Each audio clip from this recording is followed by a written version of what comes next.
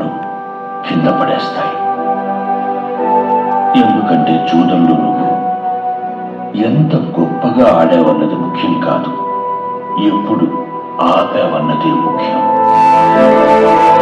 రోజు నేను ఇలా ఉన్నానంటే దానికి కారణం ఒక మనిషి చావు, మా ఆవిడ ఏడుపు, మా నాన్న మాటలు. ఎంత గొప్పగా ఆడావన్నది ముఖ్యం కాదు, ఎప్పుడు ఆపావన్నదే ముఖ్యం. గెలిచి ఓడితే